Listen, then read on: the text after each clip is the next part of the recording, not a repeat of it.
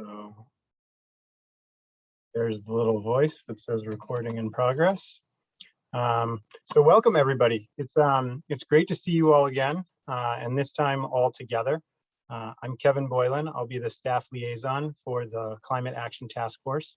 And I think I speak for all of the staff who are joining us now and who will be joining us soon, that we're really excited to finally be having this first meeting of the Climate Action Task Force together. Community engagement is an essential part to climate and sustainability work and to achieving the city's climate goals, which makes you all and this group essential as well. I'm extremely happy to have all 16 of you here tonight and for varying lengths of service over the next 3 years. Tonight we have a very full agenda with a lot of material that will help orient you in participating in this task force. So just as some housekeeping, it seems like everyone is already muted, but just keep in mind to please kindly mute your mic when not speaking. You can utilize the raise hand feature for questions or address them in the chat. And then public comment will be held at the end of the meeting as shown on the agenda. As a meeting panelist, you can all rename yourself. If you know how to do that in Zoom, you just hover over your little Hollywood square there with yourself on it, find the 3 little dots, and you can rename yourself. Tonight, I'm joined by a couple of my colleagues here off the bat, and I will let them introduce themselves as or when they present. But I would like to give a special introduction to 2 people. The first is Julaine Potter. Julaine is a program coordinator for the Commercial Food Waste Reduction program within the city's Sustainability and Recycling program. Sorry, I'm getting a couple of emails about logins that I'm going to have to deal with in a second. And Julaine will be our Zoom tech during these initial meetings. She'll be monitoring the chat, checking on mute buttons if that's an issue, and helping folks troubleshoot if they have any other issues. Julaine will also be keeping meeting minutes for the meeting, and those will be posted to the Climate Action Task Force webpage, along with a recording of this meeting in the days to come. And I am supposed to make my second introduction now, but apparently there is a problem with the link, so just bear with me for a second. Some growing pains here in the beginning.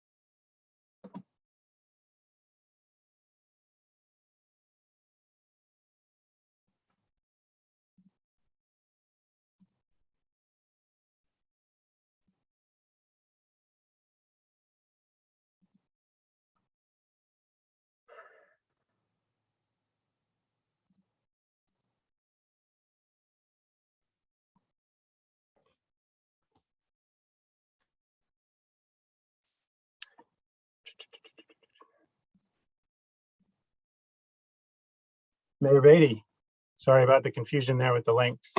Okay. It's clutch 2021 if I don't have to call my assistant 12 times to ask if the link I have is the correct one or not. So no worries. I was just about to say that I would also like to introduce Mayor Beaty, and that we're excited that the mayor will be acting as the council liaison for the task force. So Mayor, if you'd like to give a brief welcome before we dive into the exciting world of public meeting law, the floor is yours. Awesome. And I don't know if I'm going to be the long-term liaison, but I'm the liaison for now. We're expecting a 7th city councilor, hopefully. Well, we know we'll be elected here in a couple weeks. And then I'm going to make some shifting around of assignments, but this is one If I'm able to attend, I will. I just wanted to pop on and just thank you for your energy in the application, your energy in applying. This was a tough decision to get to this room, and a lot of spirited arguments among me and the people helped make selecting it. You did not make it easy for us. You guys, the cream clearly rose to the top here. So I think we're excited to see what you come up with, what you have for us. And, you know, since we sorry, it's been a long day. It's been a long month, week, whatever we are at right now. Since we last met, we've had two major crisis climates, and one of which we were dealing with last week was extreme heat. And so the work ahead of you will not be easy. I hope it will be rewarding, and I can't wait till what you guys to come up with. And Grace and her presentation will be a little bit wonky before we get to the good stuff, but we gotta, sorry, Grace, your work is just wonky in general. So once you get through that, get the good work going. I appreciate it. I'm not gonna get in your way. You guys have a long agenda tonight. If you have any questions, you can always reach out to Kevin or reach out to me directly. Thank you so much, Mayor. And with that, I would like to introduce the Assistant City Attorney, Grace Wong, for our first topic. Everyone, I had some difficulty finding the right link, so I'm glad I'm joining you all today. I will see if I can share my screen, and we'll see if we have any further technical difficulties. Let's see. Does everyone see this? Yes, yep. Okay. Let me start from the beginning. All right, it's August 16th. It's time for our orientation. I will forward the slides and let me know if it's still showing the screen. All right, so legal and ethical considerations is going to be the subject tonight. I'm going to have about 45 minutes with you to go through quite a few subjects, so I'm excited to share all of this with you. So my name is Grace. I'm one of the assistant city attorneys. One of my job duties is really compliance related to train all new employees and new board members and task force members on what their responsibilities are as public officials and any other rules that may apply to public service. So I have a lot to cover, so just let's dive on in. So the four subjects I'm going to be covering with you tonight is Oregon government ethics laws, restrictions on political campaigning, public meetings, and public records. And then I have saved a little bit of time at the end to answer any questions that could arise from my presentation. So just jot them down, and I can take them at the end. So the first subject, I'm going to spend the bulk of my time talking with you about ethics. And ethics is a really broad subject, so I'm really going to hone it down to Oregon government ethics laws. And that's found in Chapter 244 of the Oregon Revised Statutes, if you want some riveting reading. So those statutes, do they say that you're a public official even though you're a volunteer for a task force? Well, yes, they do, because it includes all people appointed to a board that then reports to a public body, which is City Council. And a lot of what you will be working on will be then transmitted to City Council for their review and consideration. So yes, you are a public official subject to these ethics rules. So congratulations. Just note that family members and businesses associated with you are included in these rules. So even though a lot of people understand the ethics rules could apply to them as a public official, they fail to recognize that it also extends to their family members and any businesses with which they are associated. There are a lot of ethics rules in Chapter 244, but I'm really going to be focusing on these three that I have on the slides here. That's prohibited use of office, conflicts of interests, and gifts. First, I'm going to go through the definition of each rule, and then I'm going to show you some examples of how that's applied, and then give you some best practices on how to handle each thing as they arise. So prohibited use of office, the definition and prohibition really says you may not use or attempt to use your job to obtain a financial benefit or avoid a financial detriment for you, any of your relatives, or any business with which you're associated, if this financial gain or avoidance of financial detriment is not otherwise available, but for you holding this public job. That's a meaty definition and prohibition. So I'm going to break it down for you in the next few sentences. It really says, you cannot use your position as a task force member to get money or avoid paying money for you, any of your relatives, or any business with which you're associated, if that's not otherwise available, but because of you holding this position as a task force member. So a lot of people recognize, I can't use my job to get money unlawfully, but they fail to recognize that, I can't use this position to not pay money that I would otherwise pay for. So that's the avoidance of financial detriment. Say, because of you being on this task force, you otherwise have needed to pay some money. And because of this position, you didn't have to expend that money. A lot of people recognize, it doesn't apply to, it applies to me, but for relatives, what they define as relatives is really your spouse, sibling, step-sibling, son, daughter-in-law, parents. And it goes in through quite a few details on who that covers. But the way I like to think about it and how I like to explain it is that really, if people are coming over for Thanksgiving, they are covered under as a relative. For business with which you're associated, it is really any private business in which you are either an employee or a business owner or have a financial stake in, or any of your relatives have a financial stake in. Or if it's a public corporation, it's you or your relative own stock worth $100,000 or more, or if they are an officer or director of that public company. So really, what financial stake do you have in those businesses? Whether are you an employee or do you have any stocks, or are you an officer of that company? That's the definition. So the example I have for you here is a board member of a social services funding committee. Let's say she's an employee of a local nonprofit organization. After reviewing completed applications to determine which nonprofits to award in this committee, she selects her employer amongst the stack of applications and votes to fund her employer at the next meeting. Now this, as you can see, is problematic because this is a business with which she is associated. She is an employee of this nonprofit organization. So she's using this position to directly financially benefit the business with which she is associated. So that's a prohibited use of office. So now the next rule I'm going to cover with you is conflicts of interest. There are two kinds, potential and actual conflicts of interest. Because the definitions are so close to each other, I've lumped them into one, and I've underlined the differences between the two. It is any official action, decision, or recommendation that could or would be to the private pecuniary benefit or avoidance of financial detriment to the person, the person's relative, or a business with which the person or person's relative is associated. Now, the difference between the two is how certain are you to encounter this conflict of interest when you take this action, decision, or recommendation. If it's part of a series of steps, that is a potential conflict of interest, or if you are one of many decision makers, that is a potential conflict of interest. But if you take this action, an official action, decision, or recommendation, and you are financially benefiting or avoiding financial detriment, that is an actual conflict of interest.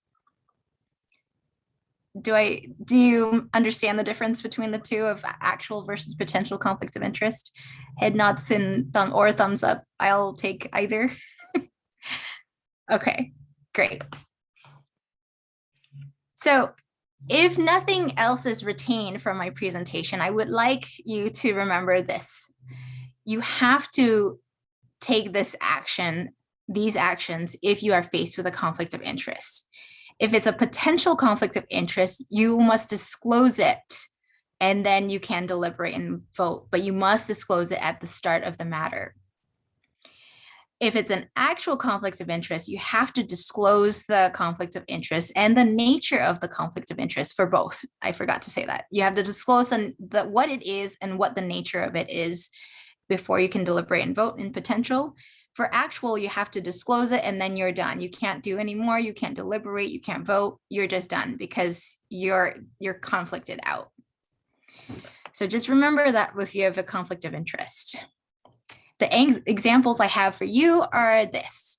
A city's planning commission held a public meeting. Hold on for 1 second. To consider approving a land use application for company X. Commissioner A is a co-owner of a business who's going to place a bid to do work for company X that's related to that application. That commissioner then participated in that discussion and voted to approve the application. Now, this is a potential conflict of interest.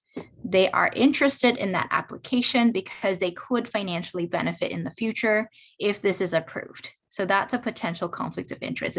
He's not directly financially benefiting at this moment, but it's definitely something that he is very interested in having approved because he could financially benefit if this action is approved.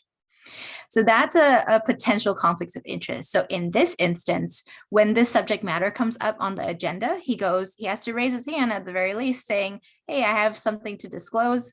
He tells us the nature of the conflict of interest, and then he can go on as usual about what he thinks about this agenda item. The next thing I have for you is another conflict of interest example. It's Curtis Blakeman and Zanette Blakeman. They're board members for the Valley Acres Special Road District. They own a business that provides snow removal services. From 2017 to 2019, these two board members authorized 4 payments by this district to that business for snow removal services.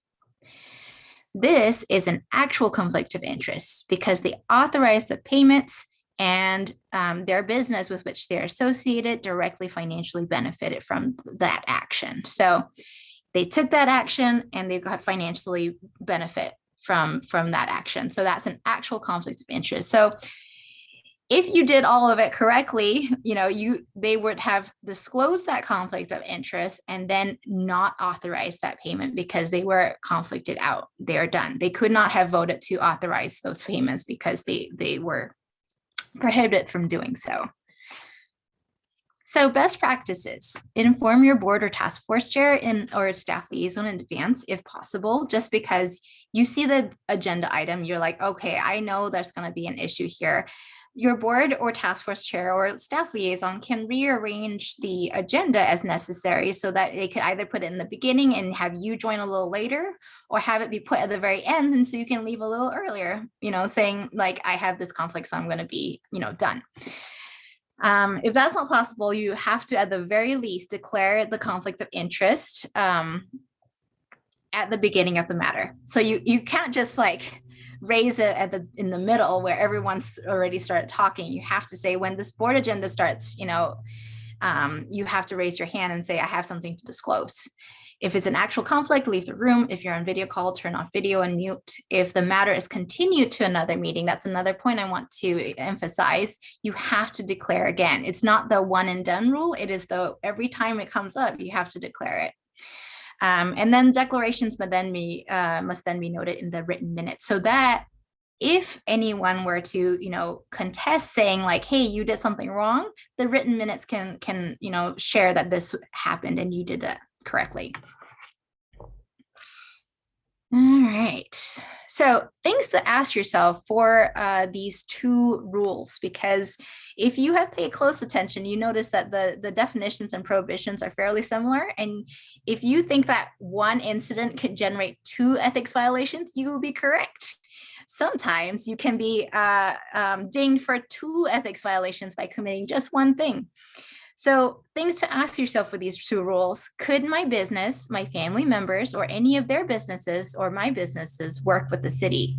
How and in what capacity? Because those are the things that you'll have to think about, sequestering and putting in different boxes or making these conflicts announcements.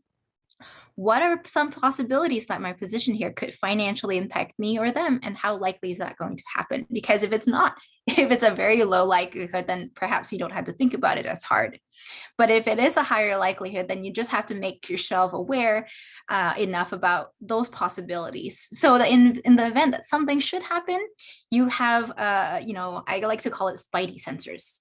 So like, this rings a bell. Maybe this is something that I should disclose. Let me think about it further.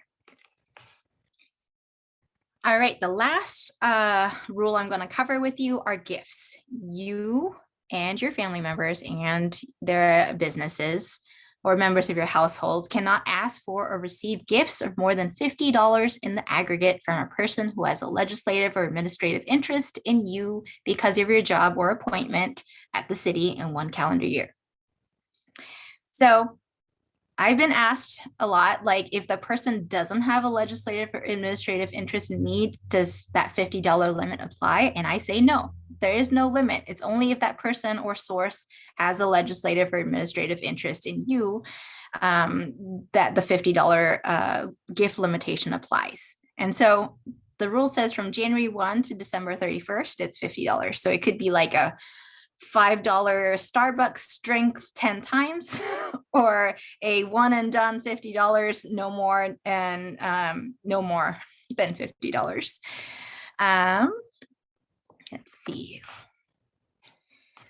The example I have for you, it says a city council is about to vote to increase the maximum height of downtown buildings in its development code in 2 months. Last month, a developer invited Councilor C to watch a Portland Trail Blazers game the next day. The developer told Councilor C that he wouldn't have to pay for the tickets because he had season tickets for courtside seats. Councilor accepts. Councilor C excitedly watches the Blazers beat the Mavericks in the Motor Center with his wife.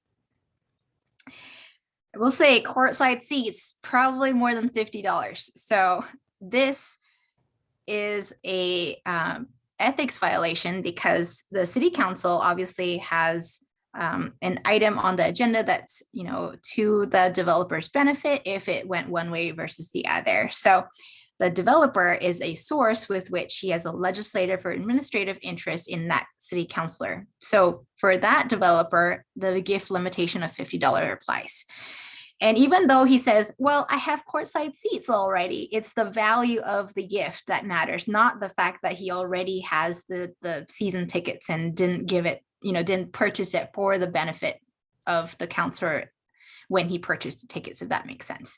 It's just really the value of whatever is being given.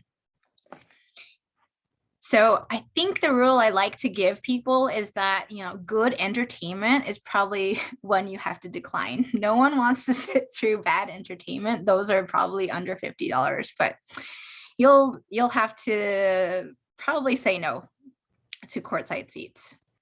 Things to ask yourself for this rule. Who is this person who wants to give me dinner or drinks? Drinks are another thing. If you buy an alcoholic beverage, it's going to be expensive. So with that and dinner and appetizers, it's probably going to be at $50, in which you shouldn't accept any more money from that person. Give me Blazer tickets or apply discounts for me. Do I do anything on this board or commission or task force that could financially benefit this person? And how much are these items or discounts? All right. So that is just the tip of the iceberg. There is quite a few more in the ethics rules, but these are the 3 that are most likely going to be encountered by boards or commission or task force members. So that's why we like to give this orientation for new members, new board members and task force members. But I do like to point them to this guide for public officials, because if you are curious as to what the other rules are and how that's applied, the Oregon Government Ethics Commission is the state body that's charged with both teaching, public officials and disciplining them if they violate the rules. And they really don't want to discipline as the first resort. They want to educate. So this guide is very accessible to people. It is so easy to read. I go through this frequently whenever I have questions that are maybe on the gray versus the black and white that I'm teaching you this evening. And I bolded the phone number and email because they are so responsive. I have called them before, I have emailed them before, and they really readily want to respond to you because they don't want you to commit ethics violations and have you go through the ugly process of investigating and imposing, sanctions and then having it be plastered on their website for the public to see.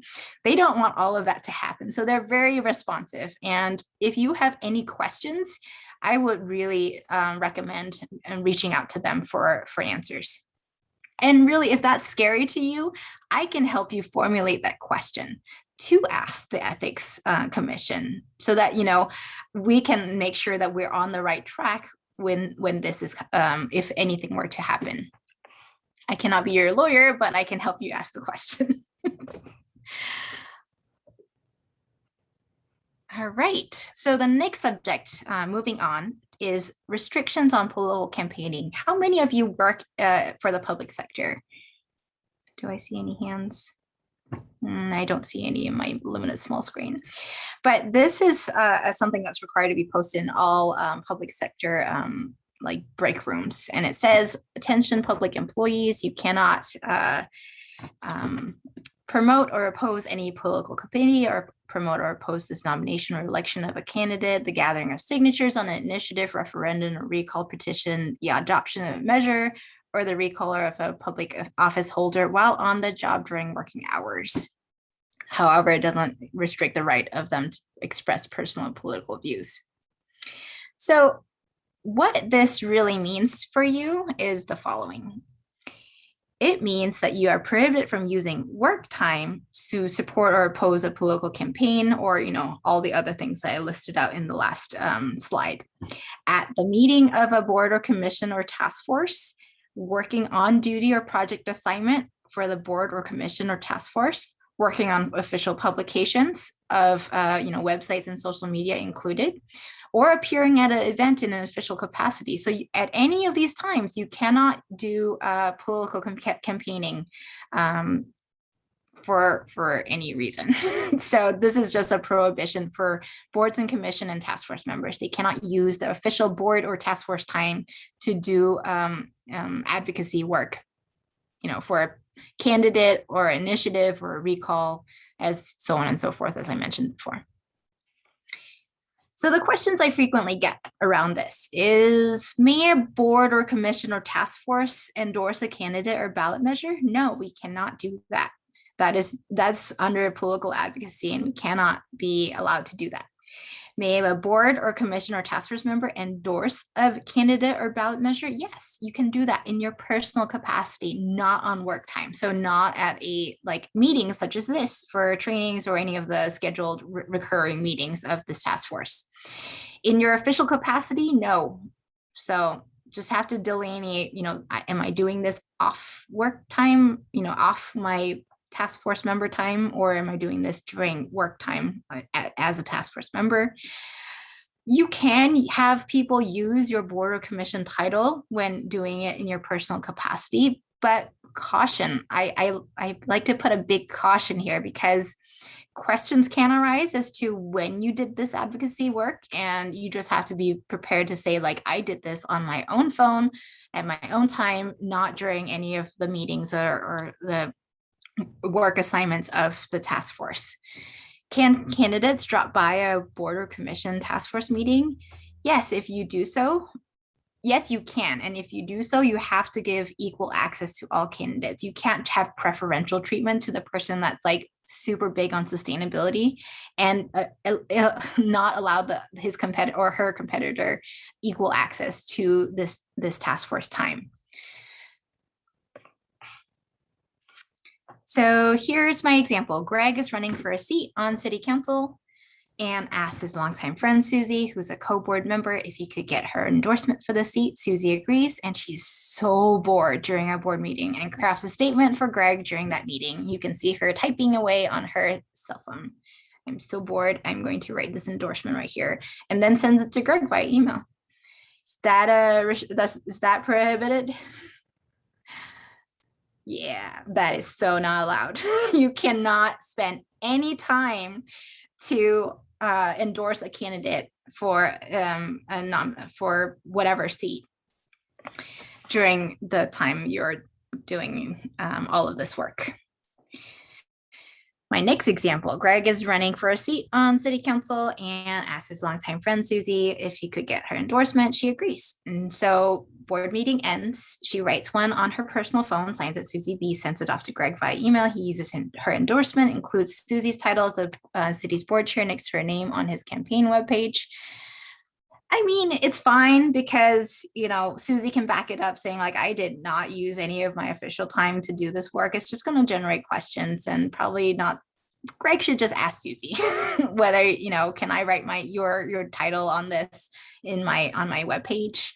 And it's a simple yes or no question. And, a lot of people like to have their titles next to their endorsement so that why, they want their endorsement in the first place. But, it's just things that Susie must think about if she is going to be giving out endorsements. Just have proof that, I did it all in my personal time and not on any of the board meeting time. So the Secretary of State Elections Division pamphlet has many more examples of this, includes a specific section on appointed boards and commission members. And so I provided a link below. Oh, and this reminds me, I can give Kevin a copy of this presentation after this is all done, so you can get it and refer to it if you have any questions or want to, learn more and remember or refresh your memory about what was given during this presentation. My next rule or subject I want to cover with you is public meetings law. Who is subject to public meetings law? So the definitions, I won't bore you by reading the definitions, but it does include boards and commissions and appointed task forces by resolution. It also includes subcommittees if the subcommittee is authorized to make decisions or recommendations to the task force or commission.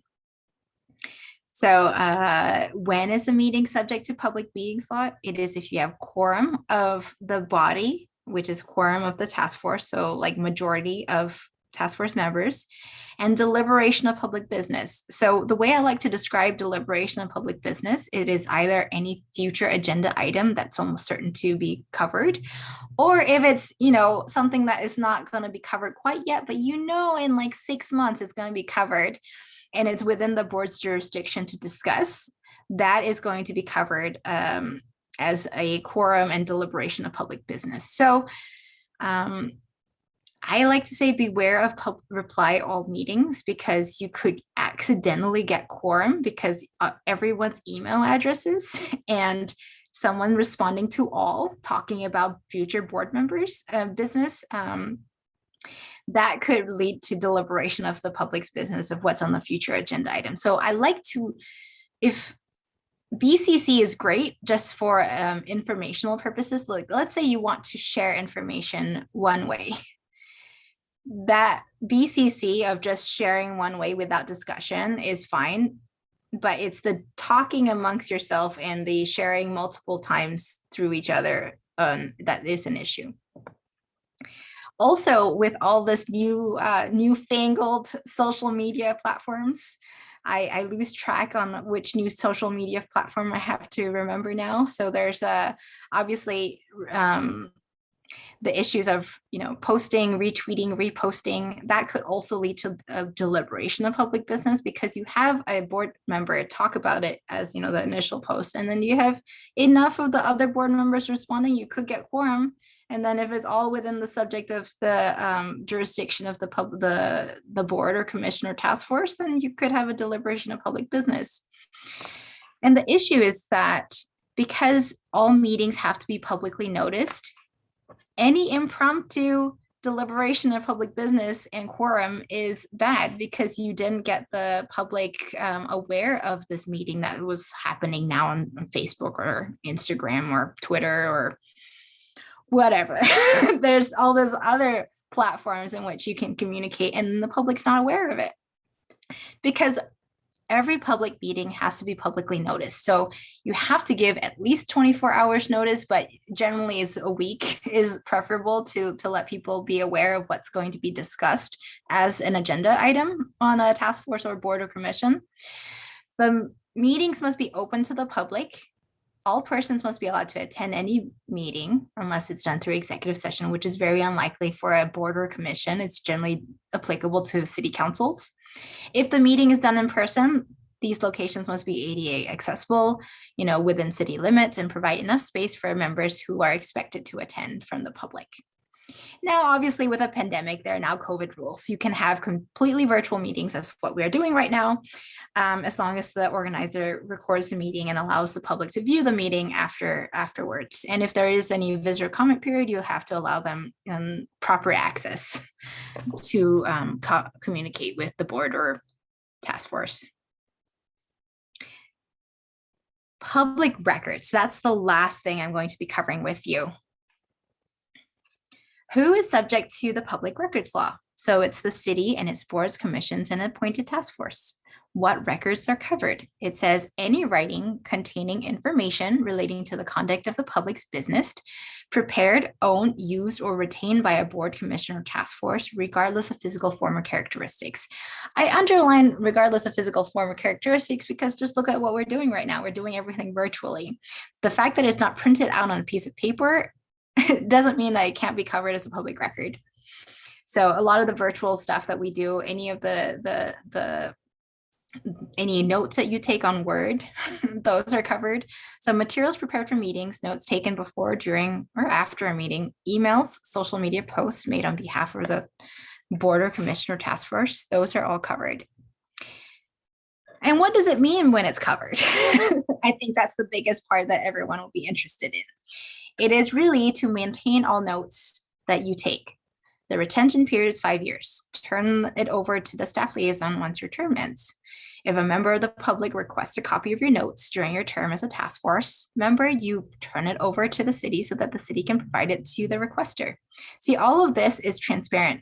The reason why we do this is transparency for the public. So none of this is closed and unknowable. So when people request for these things, it's just so that we are transparent as a city and its boards and commissions are as well. So because a lot of the recommendations that boards and commissions make, they go forth to city council. So it behooves the public to understand and know where the drafts of recommendations are going before they're submitted to city council. So all of those are public record.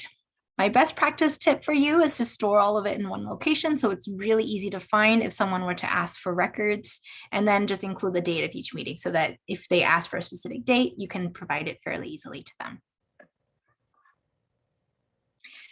That's it. I took up 40 minutes, so I have 5 minutes for any questions that may arise from this Q&A. I will take them now. I will stop sharing and so I can see everyone's lovely faces.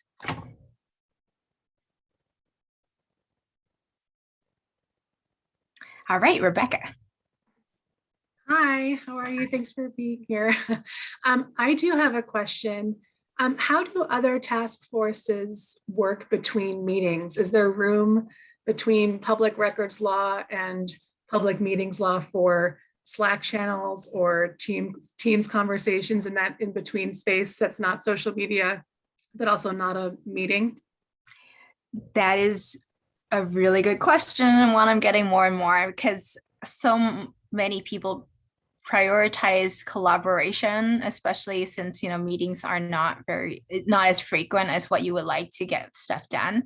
But unfortunately, it is not allowed to do that. You have to take your notes, you write them down, and then at the next meeting you talk amongst yourself. So I mean, the upside is that you have lots to talk about during your meetings because you wouldn't have talked all about it, in between your meetings.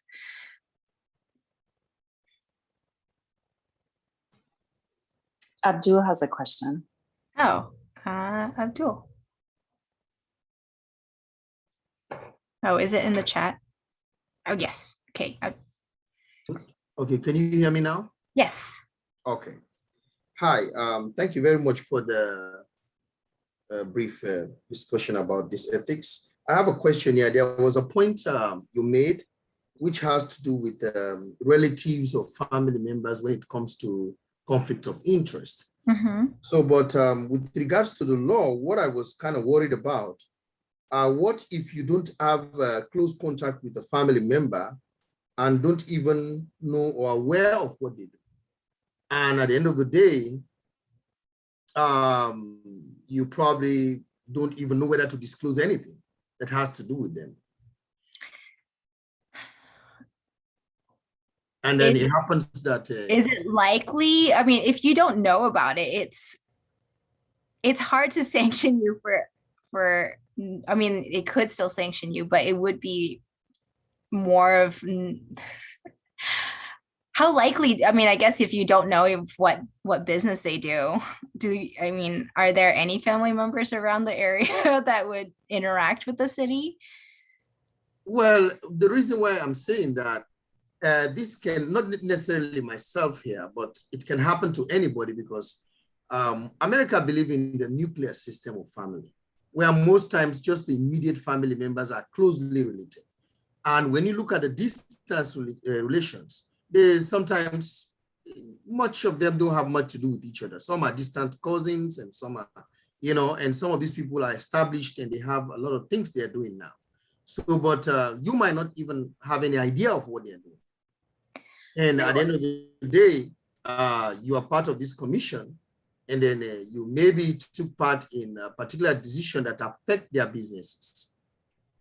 I think they do expect you to be aware of the people that they identify as a relative. I can send you a list of what that includes, but it's generally, your spouse and your siblings, your children and your parents and your spouse is all the same list. Anyone you have a legal support obligation for. So that's and anyone who you provide benefits or you receive benefits from that person.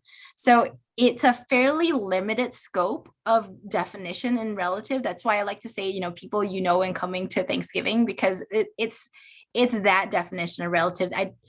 I think actually in one other presentation and trainings I myself attended, they noticed that cousins are not included in this definition of relative. So cousins they're not even covered as a relative to be concerned about. But every other person on that list of spouse, parents, children, and their spouses, those are covered.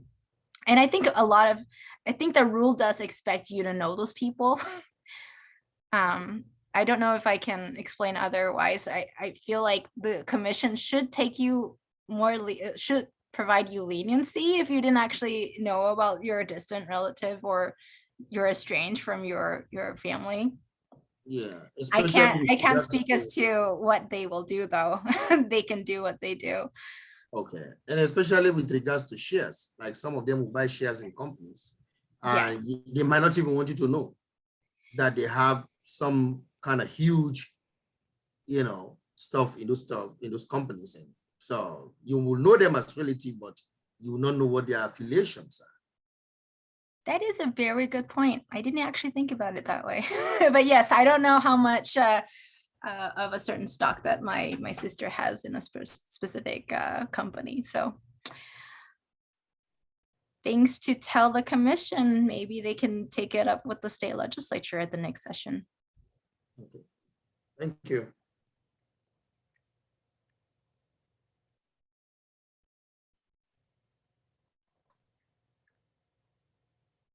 Any other questions? Oh, we're at 45. So I think Kevin wants me to exit last so that he can continue with this presentation. We actually have you till 6:50. We're slightly ahead of schedule. I have one question, not to just eat up time, but Okay.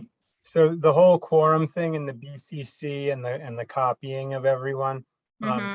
If 3 task force members decide to get coffee, and then a 4th one walks into the room and they all start chatting about something, that's okay, right? Because it's not quorum, or is that something that needs to be kind of like, let's talk about the weather instead of, well, I guess the weather might be related. You get my question? Yeah, so how many people are on this task force? There are 13 members and 3 alternates. Yes, so if you're less than quorum and the people aren't going to share with other people, because that's a whole thing that I had to disclose with boards and commissions members of serial communications. As long as the 4 don't then become big mouths and start talking about like, well, the 4 of us got together and then I'm going to talk to 5, 6, and 7 and then we're going to chat about what happened before. That's a no-go. That the Oregon Supreme Court was like, nope, that is constituting quorum, and you should bet on you for doing that. So it just the four of you, like, okay, this is with us. You're gonna not chat any further. If we want to discuss this later more with more people, we'll bring it up as an agenda item for the next meeting. Great. Well, thank you so much, guys. This has been All right. really informative. Thank you, guys. Bye. All right, everyone, we are slightly ahead of schedule, which I will get better at making the schedules as time goes on, hopefully. But I built in a quick 5-minute break, which will now be an 8-minute break, just because I thought maybe we might want it after presentations. So we will see everybody back here at 6:55. You're welcome to just hang out if you don't need to go anywhere or anything. I'll be here. And then we'll be hearing from Lani Parr.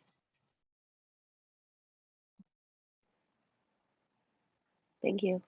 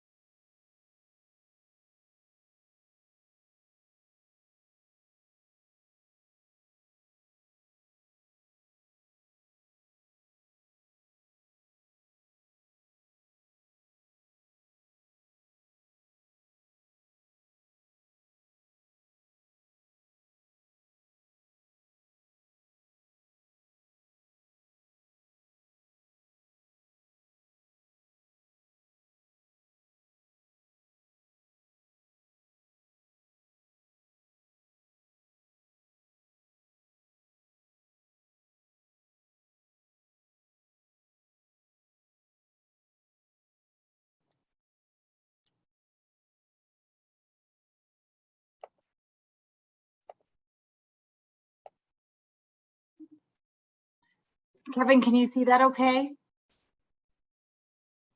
Yep, I can see it great. Okay. And that comes through fine when I do that? Yep. Okay. Well, one thing's working fine this afternoon. Nice to know.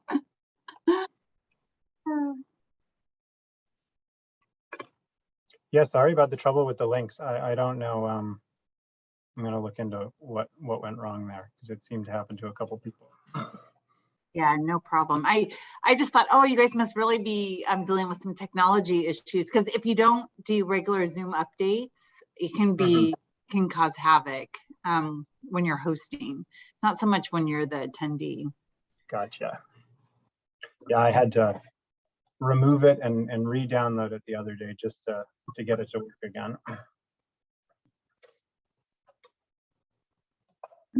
And I am going to ask your task force members just for some advice for fall recruitments. I hope you don't mind that I'm going to do a selfish plug, because I just went through the interview process.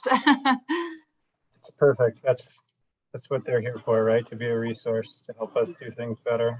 Be fresh in their minds of what they liked and what they would recommend. So I ran through my presentation anyway, and it is a little bit less than 15 minutes. So we got time.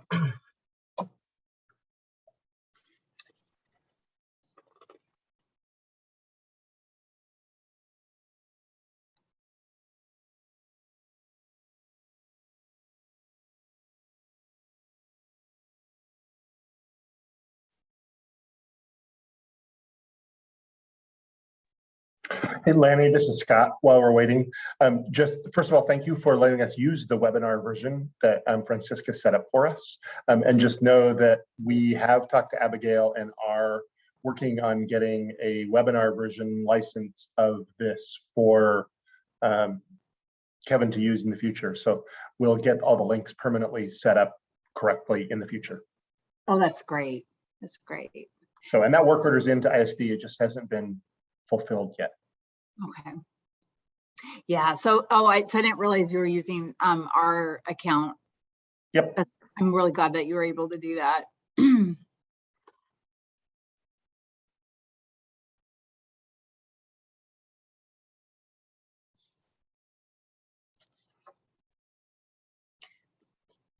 And one other question, Kevin, did you send them the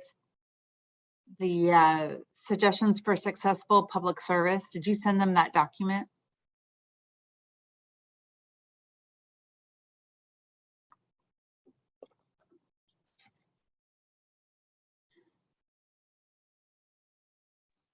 Sorry, Lani, I was on the other side of the room. I will have to go. It looks like this. Can you hear me? Oh yeah, I can hear you.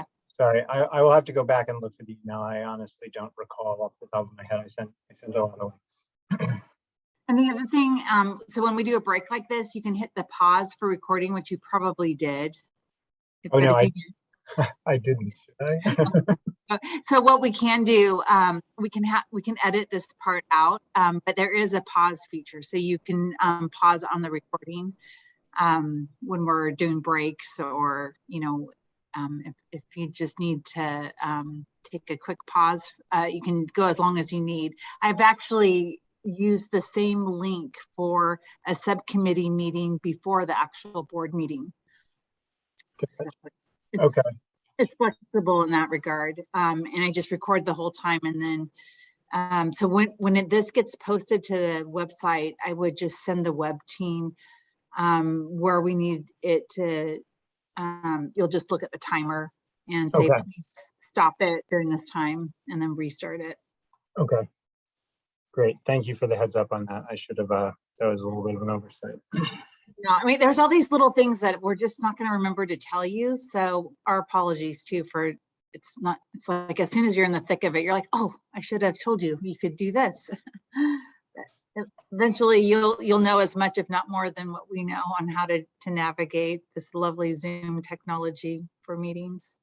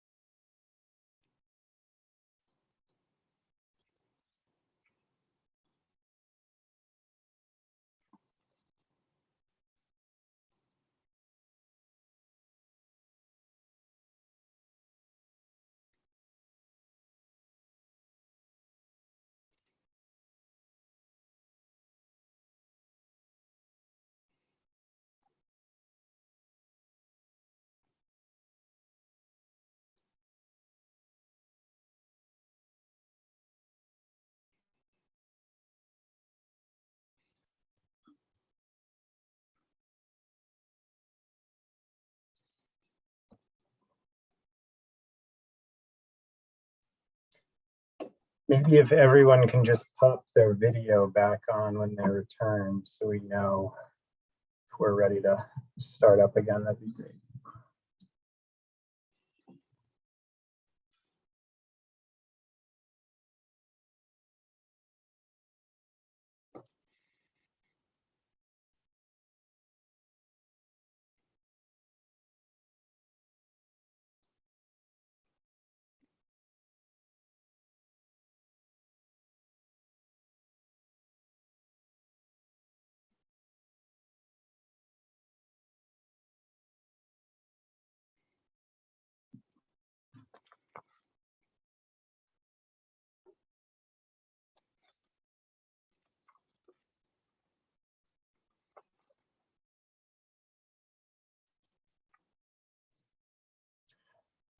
All right, Lani, well, I will turn it over to you if you are ready.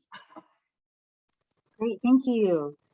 It's great to see all of you. And I'm Lani Parr, the Neighborhood and Public Involvement Manager in the Public Engagement Division. And I just want to say that if at any time you want to interrupt and ask a question, feel free to just unmute and ask away, or put it in the chat. But I have to admit, I have a really tiny screen, so I may not see that. So just be bold if you want to interrupt. That's completely fine, since this is a really laid back overview that we wanted to really provide you, since we realize that some of you are fairly new to Beaverton, but some of you have also lived in Beaverton for a long time.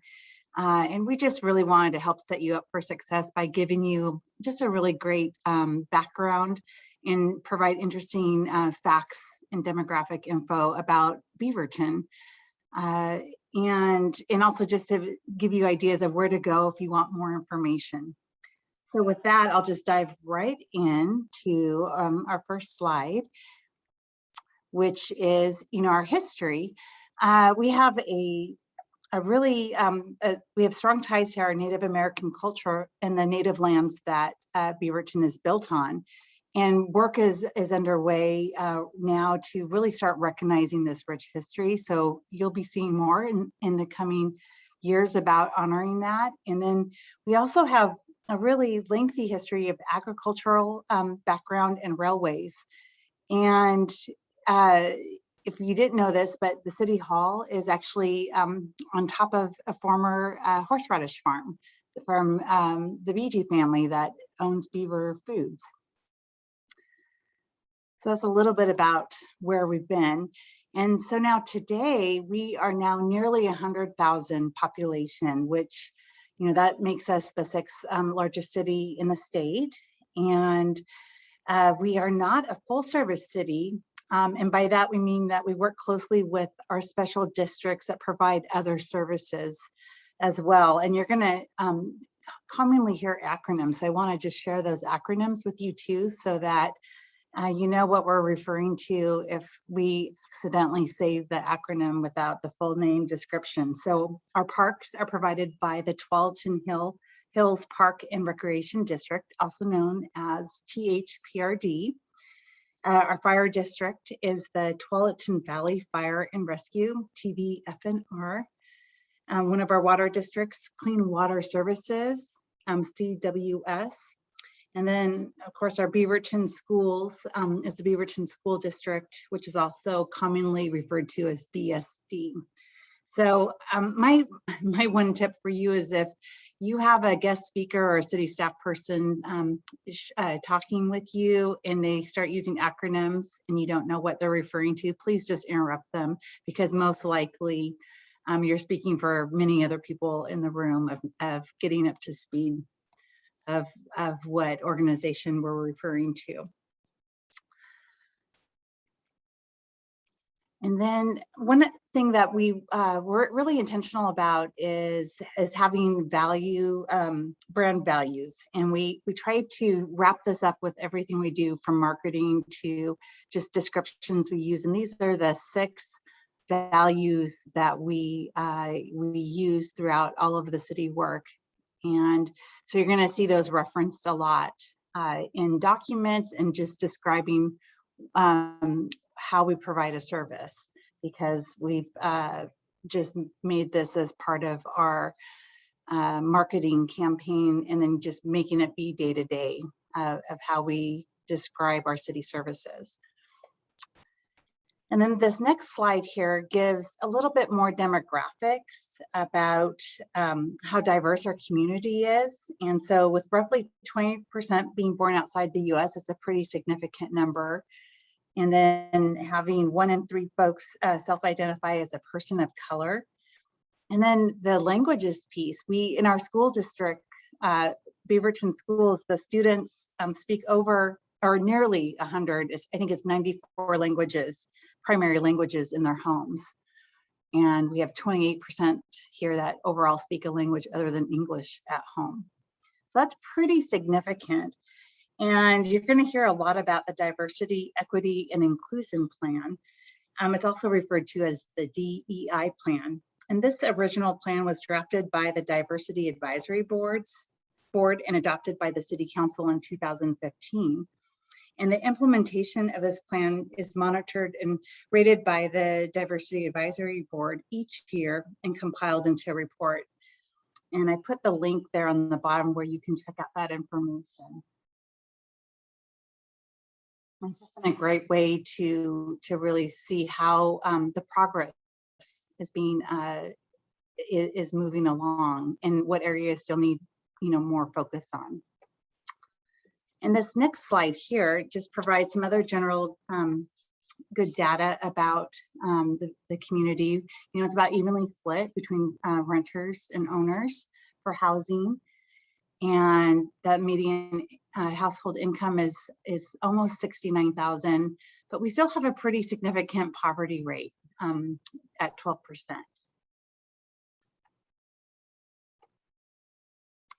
And this next slide talks about the Beaverton community vision, and this is another area that you're going to hear a lot about because it is a citywide project that had input from community members that really provided a framework for helping determine what kind of community we wanted for the future of Beaverton.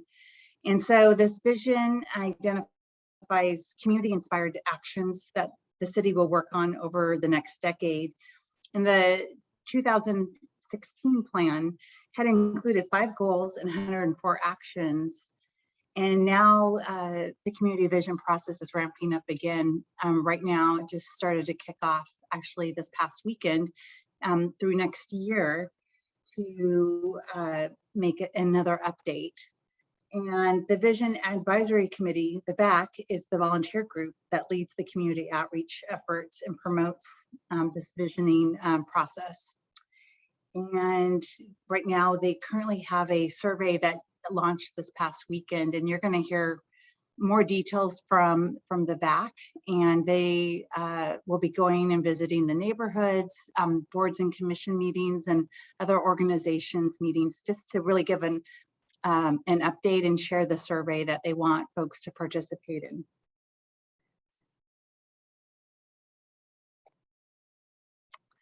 And then for our public involvement, you're definitely part of being a really important member of our this newly formed task force, but we have other areas that we have people get involved in, whether it's with the neighborhoods, we call them NACs, it's neighborhood association committees, or other boards and commissions and advisory groups. There's also ways you can either volunteer with the library or with our community emergency response team, which is also referred to as CERT, or volunteer as a mediator for our Center of Mediation. And then with our police department, they have a variety of different volunteer roles available. And this is where I was kind of hoping to pick your brain. You all just went through our interview process for the task force, and we're getting ready to update how we do the interview process for boards and commissions fall recruitment. And I just wanted to hear from you, since you just went through this process, if you had any advice or tips of what you thought worked or could use a little bit of refreshing to make it a better experience for you as a community member to either go through the interview process or to know about the volunteer opportunities. And again, this is for our boards and commissions fall recruitment that we actually kick off right after Labor Day. And then the applications are due October 4th. So if you have any advice for us or any takeaways, we sure would love to hear. How did that 15-minute interview work, for example? Was that hard? Would it have been better to have had questions in advance? Those are the kind of things that we're mulling over of how can we improve and make it even better for the next round of volunteers. So with that, I can't see everyone's faces on my screen, so just feel free to either put it in chat, and Kevin, I'll let you read off. Oh, Reggie, I see you. So Reggie and then Stephen. Hey, Lani, it's good to see you. So I know that this has been an issue that has been brought up multiple times at the Highland NAC. And the issue is, when people apply for a board, my understanding is that historically they don't get a say in which one that they actually are applying for. It's just the general application, and then someone assigns them to a board or commission that may not be of any interest to them or their skill sets or abilities. So could we adjust the process so that people can apply to specific boards and commissions and be considered really just for those, and then maybe have multiple options in order of what they would want to be a part of? Yeah, that's a great suggestion. And right now we do have the application set up where they can do their first or second choice. But that's making me think we might want to say, there's the way the system works is you have to pick a first and a second choice of the different boards. But if you have a 3 or 4 options that you'd be interested in, we probably need to add some instructions of how to actually manually add that into the application. That's a really good point. Thank you. And Stephen. Can you hear me? I can. Okay, so I just wanted to present, because you mentioned about like if it would be helpful if we were given the questions in advance. I know personally, I think that would have been really helpful, not to say that, we weren't asked, I wasn't asked something that I couldn't answer, but I felt like if I had gotten a little bit of a preview, I maybe could have had a little bit more concise answers and it wouldn't have been so rambly personally. That's great. Yeah, I think that was I'm glad that you said that, because that's definitely what we're leaning towards. Because 15 minutes is a hard amount of time to really say all that's on your mind without having some time to think it through. For sure, I totally agree. Yeah. Anyone else? Lani, I know you guys said you had a small screen. So there's just in the chat, there's some chat going on. And Rhaven has just kind of pointed out also about getting the questions ahead of time, just to be able to more truly share your values and being more equitable to those who might have learning disabilities and need more time to gather their thoughts, and several seconding, thirding, and fourthing of that comment. Actually, I have something to add. Can you guys hear me? I've never used these. Okay. I've applied to another board in the past, and I think when people are applying in general, they're trying to get involved in some way. And so I think it'll be really helpful to, whether they get it or not, to kind of send out, and even like before you even tell them probably that they don't get it, to send out a lot of these kinds of links and things that exist. I think you do something like how else to get involved, but I think having more options on there, more ideas, including things like even just like the backyard habitat certification. I don't know if you can put that on there, if that's like a city ran thing or not, but as much that you can get out there that they can get involved in, whether it's specifically for this city or broader, if it's allowed, I think will help keep that momentum going for them, as opposed to just being like, oh, I didn't get in, and potentially hindering the momentum of people that are trying to make a difference. Great, thank you. All right, well, thanks everyone, that's really helpful. And I'm gonna leave my email address too in the chat. So if you think of anything else, would love to hear from you since you just went through this, so much appreciated. So I'm going to talk a little bit more about our new form of governance, and I'll kick it off with first Mayor Beaty. She did begin her first term as mayor in January, and she had actually been serving on city council since 2015.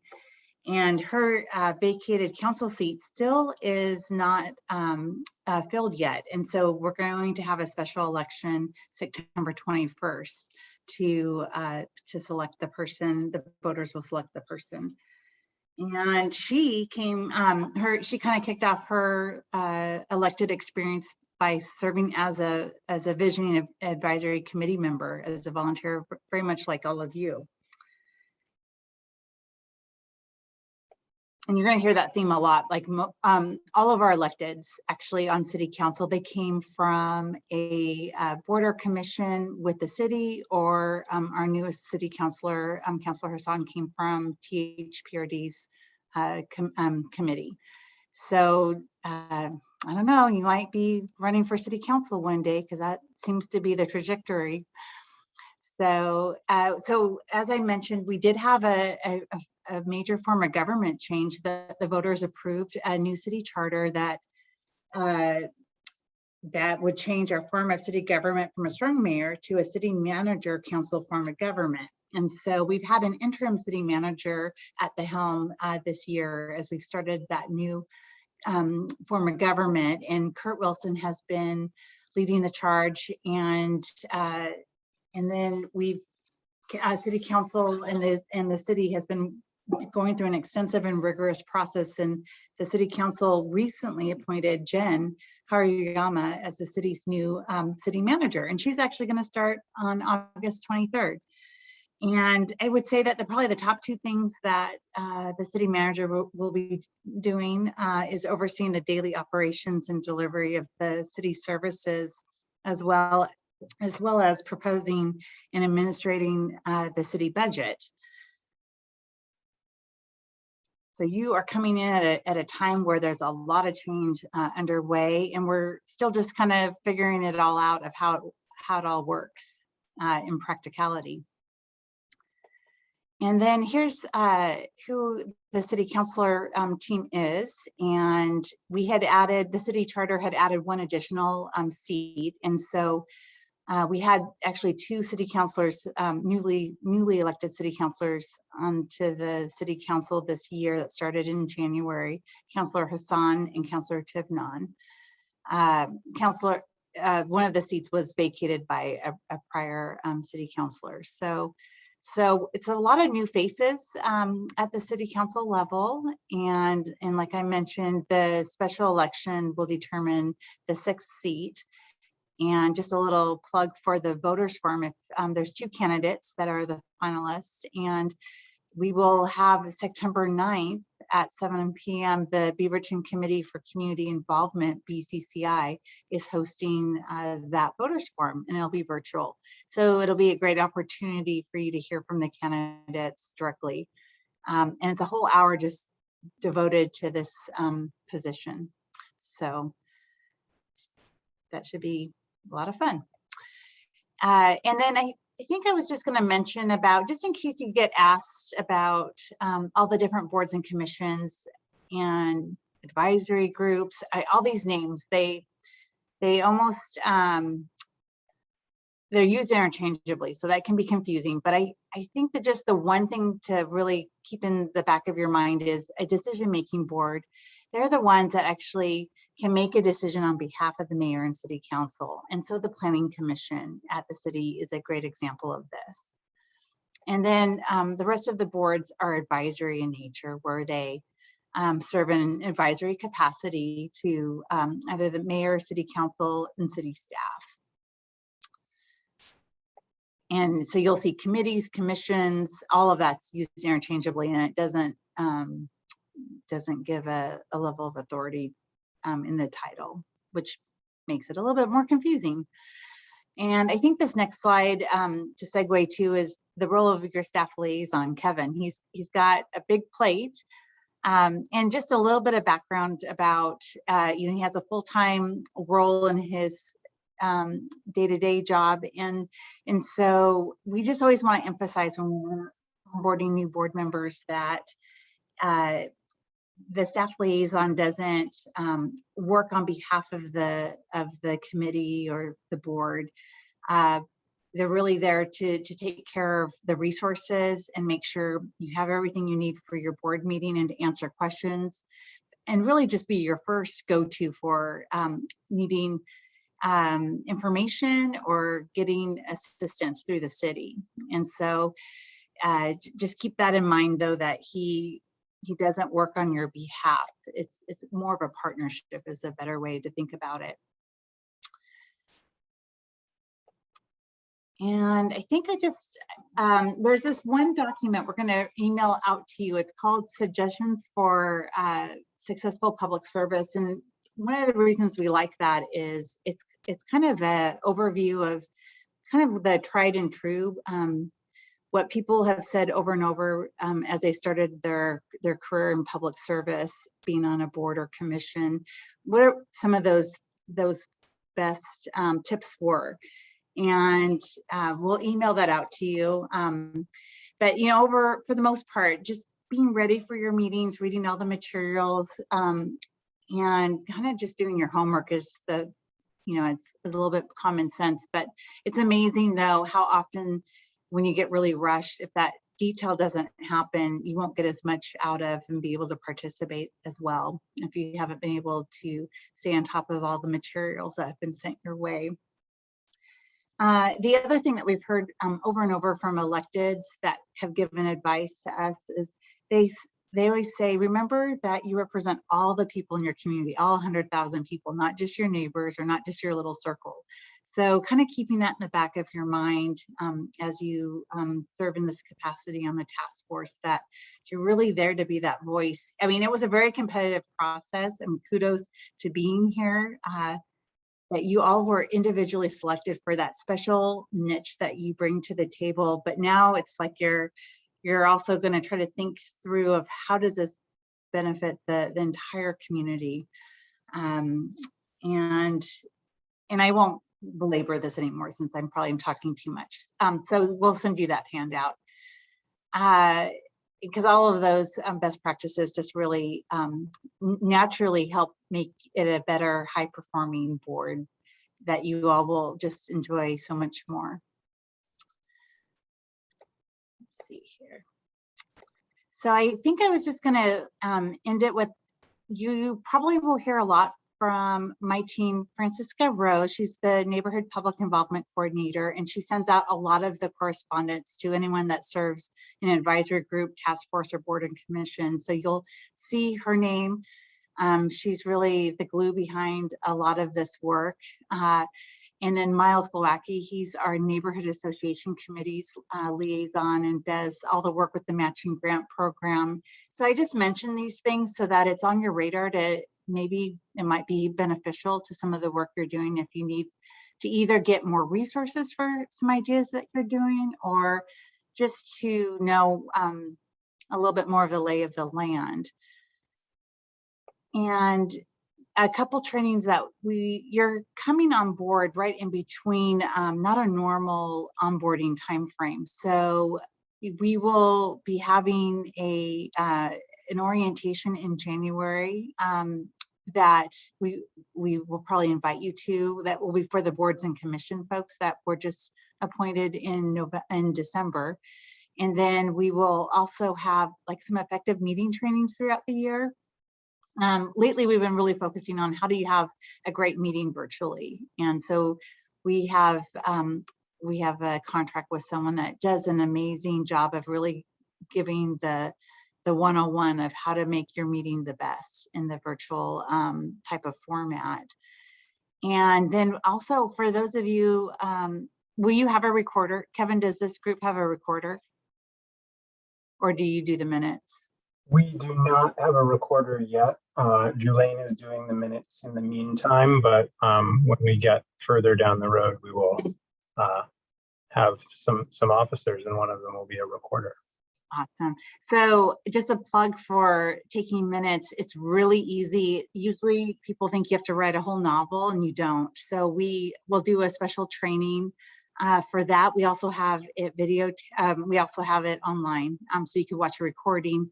And we've got a great handout that really just demystifies what you would need to do to take minutes for these meetings. So we've got that resource available. And this link here, I just wanted you to get really comfortable with that, of knowing that that's where we tend to put a lot of our documents that might be helpful, that we've heard from folks that resources were needed more for this or that. We just load it all onto this link on this webpage. So check that out. It's for you. And if you see something that is not that we don't have, and you're like, this would be really helpful to have this type of a training or this kind of a resource, feel free to reach out to Kevin and he can coordinate with me. Because I think bottom line, we just want to make sure that you have what you need to be successful, and you may have some really cool ideas that we could really kind of add to our resource toolkit for other leaders. So I think with that, is there any questions, or I feel like there's a lot of talking to you, so my apologies for that, but anything that you'd want to get an answer on? Do we have a climate action task force landing page yet? Yes, I can take that question. Yes, it is www.beavertonoregon.gov/CATF. You can also navigate to it from the sustainability, the public-facing sustainability page. There's a link for the Climate Action Task Force, and that's where the agendas and the minutes, and then other eventually will populate with resources and whatnot. And I also just wanted to say that Lani, that best practices for effective board members that you mentioned, that was included in the email link that went out to everybody. There were, there was a lot of different links in there, but it's in there. We'll send it out again as a PDF when we send out the presentations that were shared tonight. And then I think I saw Reggie's hand up as well. Thanks, Kevin. So my question is, could you describe like how all of the city's decision-making bodies, so the mayor, council, and then like the Urban Renewal Advisory Committee and Bureau and all those, on that list, how they are going to be briefed on the activity of the Climate Action Task Force and to what frequency? Kevin or Scott, do you want to answer that, or do you want me to give like a generic answer of how something would make it to all these boards and commissions? What would be helpful? I'm good if you want to give a generic answer, and then maybe we can build on it. Sure. So I would say in general, and I'll use visioning the advisory committee as an example. They are getting ready to launch their outreach efforts, and so they are going to be reaching out to the different boards and commissions and the NACs and visiting the meetings and giving an intro of what work's been done and where they're headed is one example. So I think that is maybe a task force member, you guys can talk about this as what makes and make a recommendation. But in general, there's usually some outreach that's done, and that how that looks is decided during your meetings. Yeah, I guess, I mean, this is, I'm sorry, Lani, were you? Go ahead. Did I interrupt? Go ahead. Oh, I was just going to say in response to the question, Reggie, that this is my first go at being a staff liaison and whatnot. And I think as projects or concerns come up that this group wants to collaborate with those other bodies on, then we can, as a group, decide how it works best, whether or not we want to send someone to one of their meetings to participate, or if we would like to request that someone from one of their meetings come to our group and just kind of have an open dialogue with those other advisory bodies on how to make sure that we're working together and collaborating. Thank you. And I would imagine too, we have like city talking points that get pushed out to all the NAC and board and commission members. So there's other ways to send out information once it's decided, what those important details are. And Kevin would know when those deadlines are and how to utilize those. And then we also have the Your City.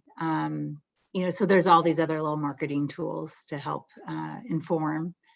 And then if you need to collect, like a survey type of two-way communication, you can also implement those. All right.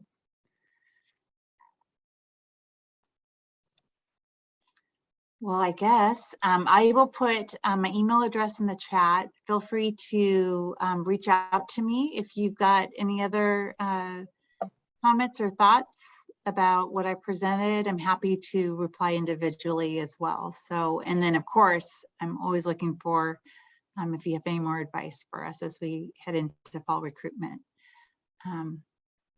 Really looking forward to working with you, and I think I'll just end it there. How's that sound, Kevin?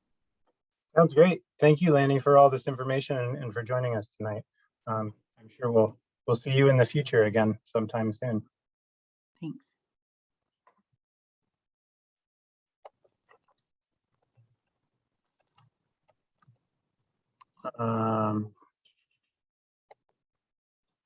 So next on, I knew that was going to happen. Sorry, everything moves around when the screen share stops.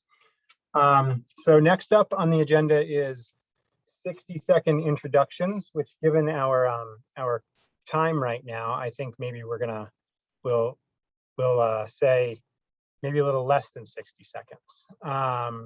So during the interview process, the mayor, Lani, and I got to meet all of you, but tonight is the first time that you're all getting to meet each other. So we're going to do these quick intros to kick off the getting to know each other process. So just as a heads up that during our next several meetings, we're going to be working with a facilitator on group dynamics and team building and building a functional understanding of different like city roles and processes and whatnot. Maybe not hopefully as dry as it's been so far tonight. And so there's going to be lots of other opportunities to make introductions and to get to know each other better. But it seems strange to have a first meeting and not do that, even though we're in this odd Zoom space. So I figure I'll go first, and then I will just call on the next square that's on my screen and kind of pass the baton to them, and we'll go like that. So it's totally up to you what you want to include. Just some suggestions like maybe name, your motivation for applying and being part of this group, your profession if you think it's relevant or if it's kind of at the forefront of your life. Perhaps like if you're part of a NAC or any hobbies that you have or goals for the group, just kind of anything you want. So to kick it off, I already introduced myself, but I'm Kevin Boylan. I'm the sustainability analyst for the City of Beaverton's sustainability program. And I am also, as you heard, the staff liaison for the Climate Action Task Force. I've been with the city for about 13 months, and about half of that time has been working to get to this point here tonight. So here we are. I have worked in sustainability throughout my career, first in the private sector with the general contractor in the construction industry, and then took kind of a winding path through the NGO space to now working in local government. I love the outdoors and anything I can do to be outside. I love to cook, mainly because I love to eat. And I try to balance all of that out by biking and hiking, just kind of swimming, stuff like that. And I love getting to work in sustainability because of the variety of different individuals and programs and projects that I get to interact with. Sustainability work touches like all parts of an organization that you're in or a community. So there's always tons to do, but on the flip side of that, there's always just tons of new people to meet and to learn from and to work with. And I find that super rewarding. So next up on my screen is Jennifer. Hi, I'm Jennifer MacDonald. I'm part of the Washington County 350.org PDX Washington County team. We kind of do our own thing separate from what Portland does. So we kind of just shorten it to 350 WashCo. I'm also a leader on the OLCV Washington County team as well. That's something new that I've just started doing this last, previous election cycle. So that's kind of been a good experience, learning how to interview candidates for endorsements and things like that. So that's been kind of a neat experience. That's new for me. I do have 2 small dogs that kind of bark a lot. That they have fun barking at each other. So if I'm talking and they start barking, I apologize in advance. I don't know what much else to share at this moment in time. So thank you. That's great. If you just want to pick someone who's next on your screen, and I'll keep track of who hasn't gone. It looks like Maggie is to my left. Hi, everybody. I'm Maggie. I've lived in Beaverton for 15 or 16 years. I do some sustainability work for New Seasons Market, and I'm also a member of the Sunrise Movement, the Beaverton Hub, and I have been really waiting for this Climate Action Task Force to come together, and I'm really excited to see it. Right now, I'm just really kind of like dealing with my climate anxiety, and so being able to be a part of this with all of you is really helping. So I'm just really excited to be here and to meet you all and get to work with you more on solving some of the issues. So next on my screen is Reggie.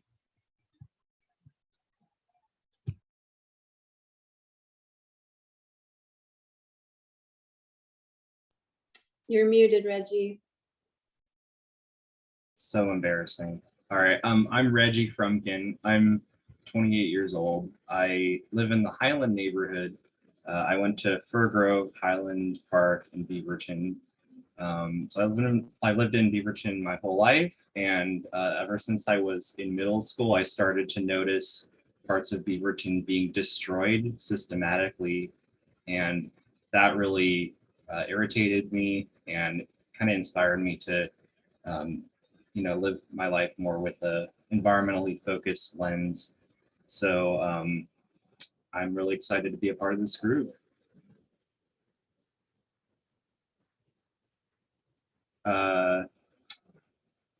Rebecca.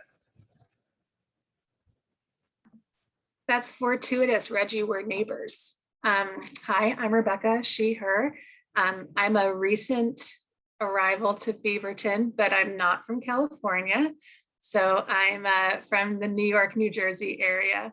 I'm actually a marine biologist. I work on the Portland Harbor Superfund site in the city.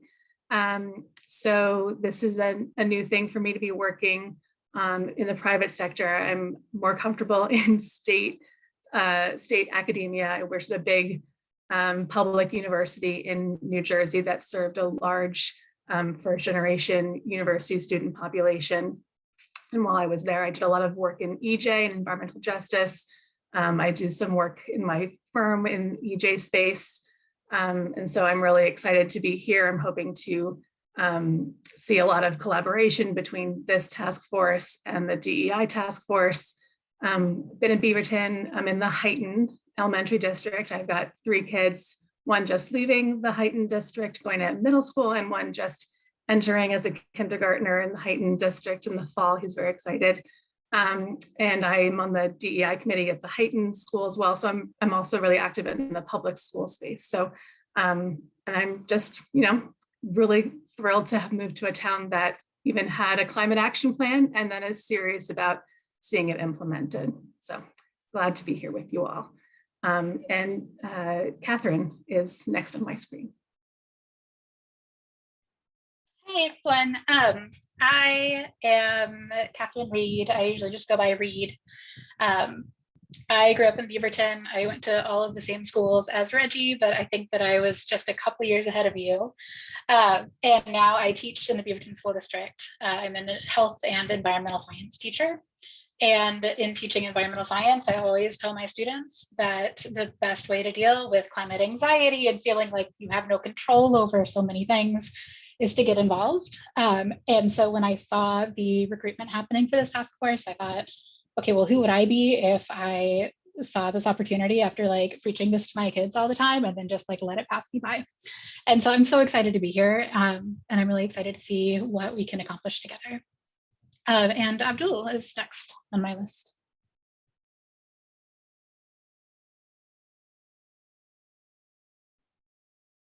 Hi, my name is, can you all hear me?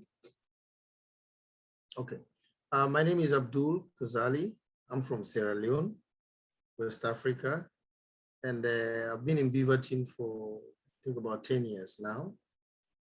I currently work for the state of Oregon. And I was a former school principal and was also a former university lecturer, development officer, curriculum specialist from Japan. And I'm really excited to be in this group to share experience with everybody and to be able to learn. So I'm looking forward to the task ahead of this task force. Thank you. Next is Julian Porter.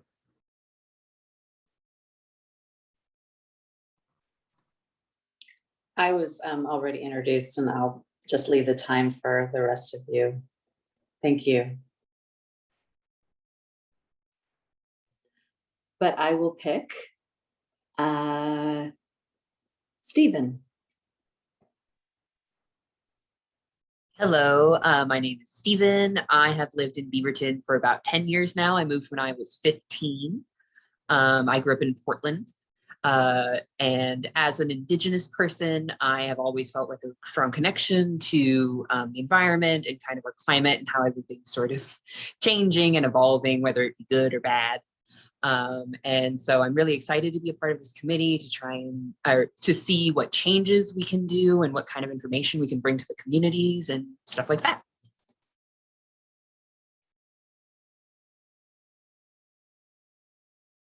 Sorry, another person on my screen, Rheanna, have you gone yet? No, not yet. Hello, my name is Rheanna McKnight. Echoing a lot of what's been said so far, just really excited to be here. Was really excited when I saw this even existing, a million times more excited that I got through. Can't wait to see what we can do together, and hoping that you all can help with my anxiety, as well as hopefully I can help with yours with this. But yeah, just like trying to get involved more. And I agree with a lot of what Reid was saying, you know, the best way is to get involved. And so I've been just kind of touching things here and there, volunteering everywhere. So I'm really excited. I feel like this is the first big thing that I get to be a part of. So just very excited to be here. And the person on my screen is Leah. Hi, everybody. Leah Biado-Luis, she, her. Let's see, I am also very pleased to be here, happy to meet all of you, excited about the work that we're going to do. I am also a longtime resident. I went to Highland Park and Beaverton High.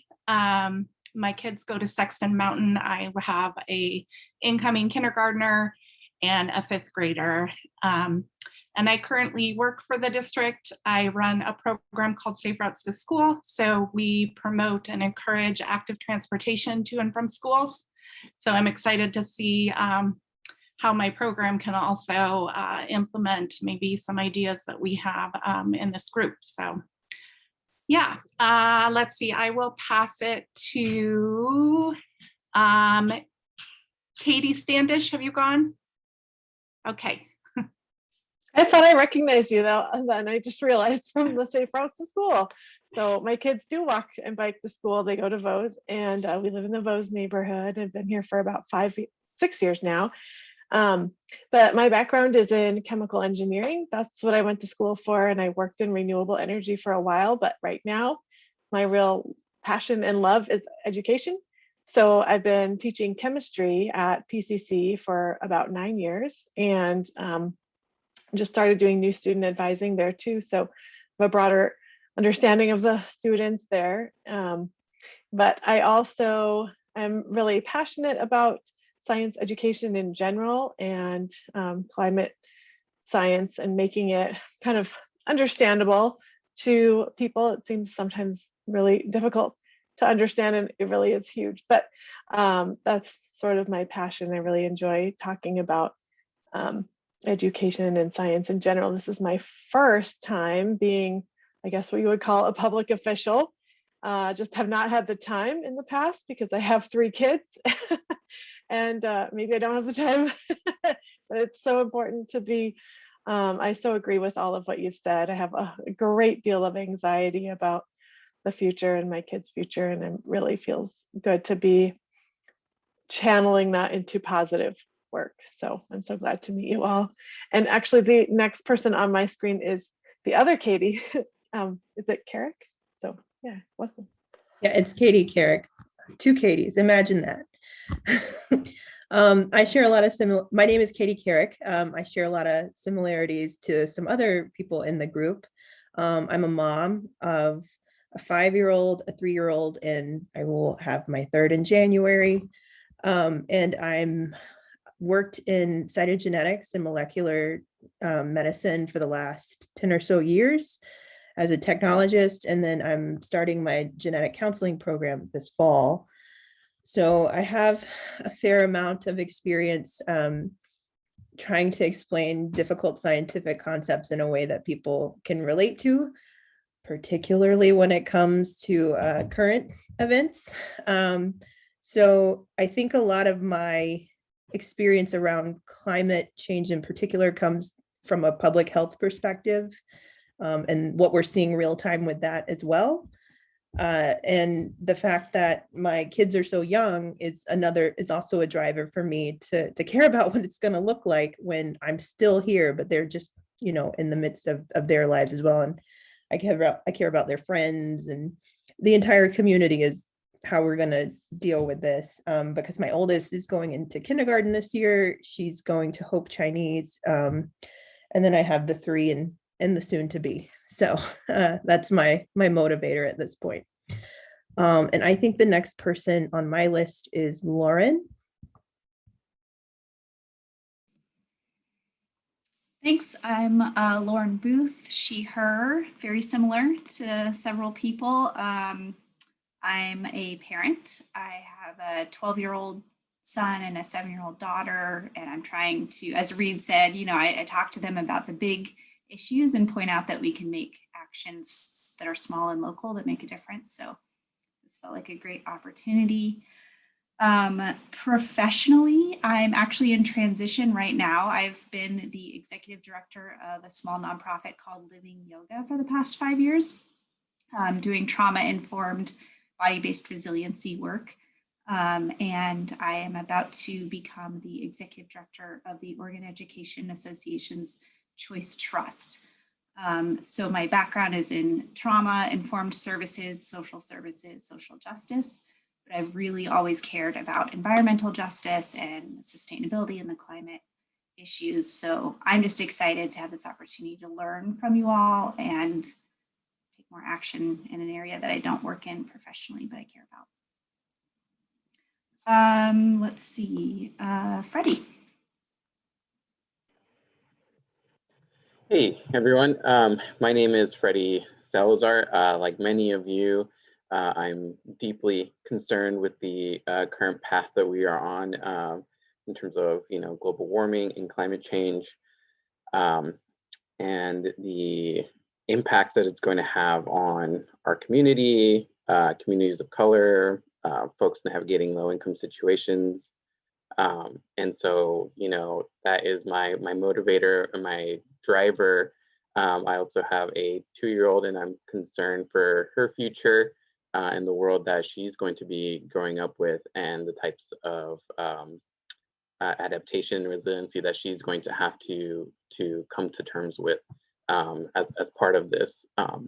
Professionally, I do environmental and energy consulting, specifically in the energy efficiency and renewable energy space. So I'm deeply committed to this work in my professional life as well.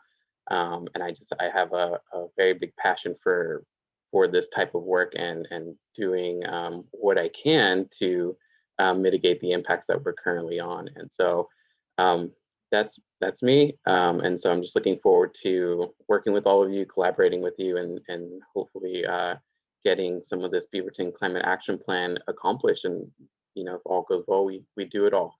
So that's the goal. And I don't know how many people we have left, but I'm going to say Elijah Castillo. I don't think you've had a chance to go. Okay. I'm Elijah. I'm trying to remember what I'm supposed to say. But yeah, I'm 16 and I've lived in Oregon for like my entire life. So I'm kind of like, or I'm Beaverton. So I'm kind of like attached to this place, and I don't want it to like, I don't know, get whatever climate bad things to happen to it. So that's why I'm like here, and don't really know what else to say. I'm just excited to be like working with everyone, and it's cool. So yeah, and I believe Syed has not gone. Thank you. So my name is Syed Qasim, and I see all of you avoiding my name, not calling me. I'm just joking. I'm totally joking about that. But yeah, I've been in Beaverton for about 11 years. Just like all of you, I have kids and a lot invested in this community, not just the smaller community or the city we live in, but obviously the global community at large. So this is also my way of being proactive, rolling up my sleeve and trying to do something in terms of educating myself and educating those around me in regards to what we can collectively do to move the needle in the right direction. So I do have 3 kids, so I am also here to kind of try and forge a path forward or a better future for them, and try to preserve as best as we can whatever that future will be for. Professionally, I work as a technology consultant, so that isn't to say I'm going to volunteer for all our Zoom issues, but I can help if needed. Yeah, and I think we have one more person left, so I'll pass it on to Rhaven. Thank you. Hi, guys. Sorry for not being on video. I'm feeling under the weather today. My name is Rhaven Rodriguez. My pronouns are she, her. For anyone who may be visually impaired, I'm a white passing female with hazel eyes and long brunette hair, 27 years old. I've lived in Beaverton for 8 years now, and I'm originally from Salem, about an hour south of here. I work for a large healthcare organization in employee and labor relations, and I hold multiple leadership roles within my union. Personally, I'm passionate about all things justice, sustainability, authenticity, and accountability, be the best way to explain myself. I'm an intersectional activist as well. And like all of you have kind of mentioned, I know we have a lot of work to do as a community in order to mitigate the worst effects that we're going to experience from climate change. And I'm really honored to be a part of this team that's going to be leading this work. Thank you. All right, we did it. Thank you everyone for making that go nice and smoothly. We've only got about 10 minutes left, and I think we've probably got about 20 minutes of content. So is everyone cool with that? And I will just power through it. Speak now if you must go, and then we'll change things up. All right, I'm sharing my screen. And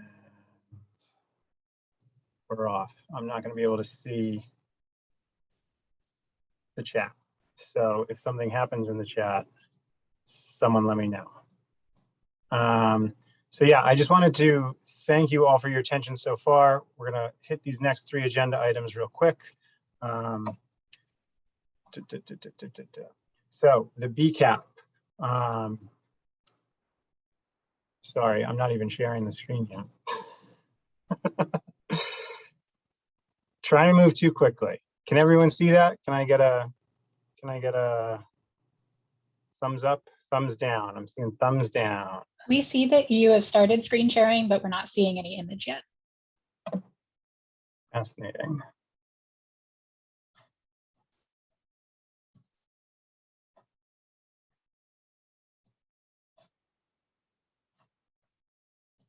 How about now? Same thing. Nothing?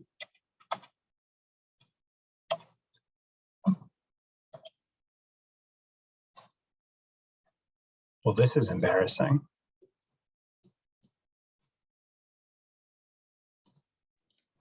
It looks like it should be working. It's spinning and saying that you're sharing, but it's just not uploading it. Let's try it this way.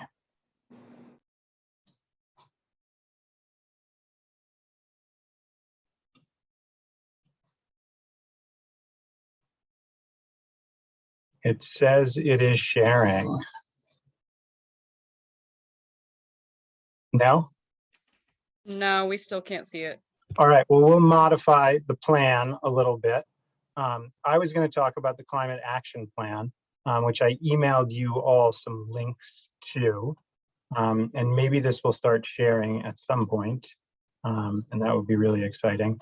But the climate action plan and the last year we did a bit of a stock taking exercise on progress that had occurred. Those are both available on the sustainability website, beavertonoregon.gov/sustainability. And I was just going to give a brief background so we're all kind of on the same starting point for this group. So the BCAP development began a long time ago in a galaxy far, far away in the year 2016.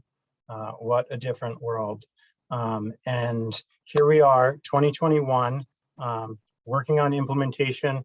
The plan will eventually get revised in 2024 for an update. It includes adaptation and mitigation actions. There are 86 actions in the plan. And so mitigation actions are those that focus on slowing the release of greenhouse gases, reducing the amount and speed of future changes. And then your adaptation actions are dealing with the impacts and kind of the change that's already here, right?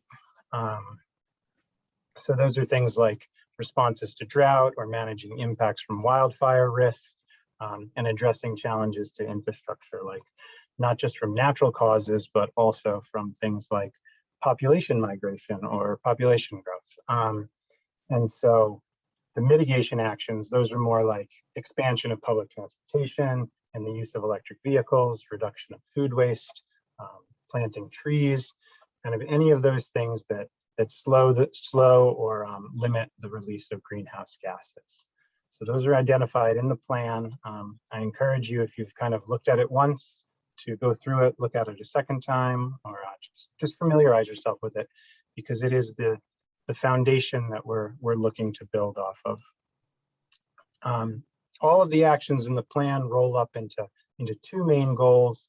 A community-wide goal of 100% reduction of emissions by 2050, and a city operations goal of carbon neutral city operations by 2035. I'm guessing no one can still see my screen, so I'm just gonna keep winging it here. I mentioned that late last year, we did a stock taking exercise that showed progress on 42 of the plan's 86 actions. You can see that report online. It's a very qualitative reporting that shows where we made some progress and also identified some opportunities for this year. In addition, I always like to mention, in addition to those itemized 86 actions in the plan, there's a lot of work and much work to be done on overall process and systems change around the city's work and how it views climate action. And when I say that, I mean like working to embed climate action into all the different work that the city performs and not just what goes on in the sustainability program. So that's like weaving it into things like the budget cycle and the decision-making process, and instilling the practice of asking questions about how does X, Y, or Z project or activity impact chosen climate concern, right? So that's hard work to point to, but it does get us closer to balancing climate concerns on a much broader picture than just those individual actions in the plan. I was going to show you a list of the opportunities to show you that there are a whole bunch of them, because there's a lot that you're going to be hearing more about in the coming months. Some of those include community clean energy project, about renewable energy options for the entire community, fleet electrification at the city of Beaverton, and a home energy score program that's about building residential building efficiency. So my next slide here, I'm really sorry you guys can't see these, I'll send them out afterwards, is just basically talking about, you have the BCAP, right, the Climate Action Plan, and the Climate Action Task Force, and what is really how do they work together, right? So that's really the big question that's going to be an ongoing focus of the Climate Action Task Force startup. Over the next several meetings, we're going to be working with a facilitator to identify group goals and priorities, and really diving into that question about how this all works together. But on this slide, what I have is the 4 key strategies from the Climate Action Plan listed, and that's preparing for impacts, ensuring that equity is prioritized, educating the community, and supporting climate policy and action. And then I went and I looked at the document that established the Climate Action Task Force, and it calls for assisting in devising strategies to include climate action in decision-making, providing feedback on community perspectives around climate change and climate change projects, communicating climate action across the community, and enhancing council awareness on these activities. So it's kind of hard to see without the slide, but they dovetail together pretty nicely on the surface. So like I said, we're going to be working more on that question and that overlap.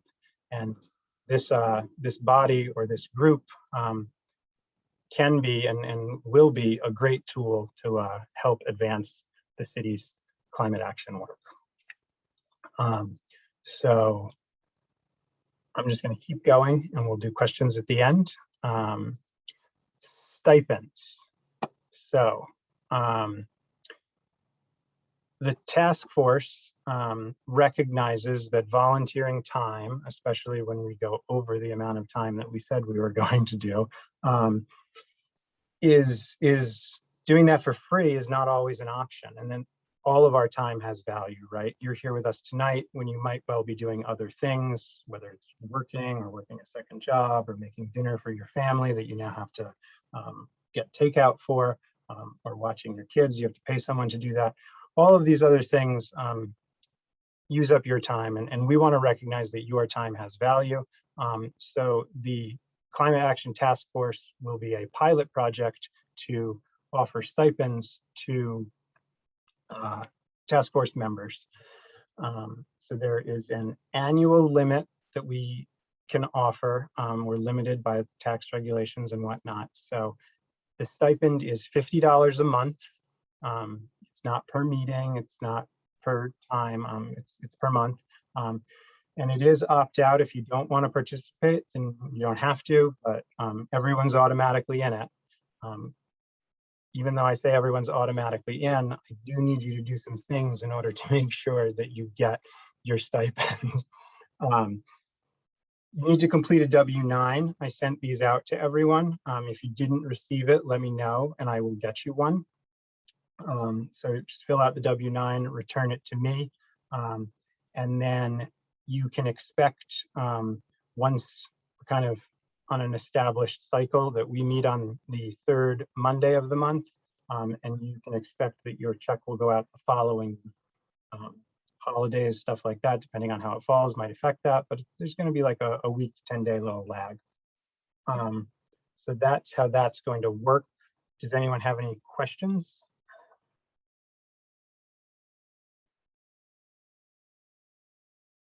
Silence indicates no questions.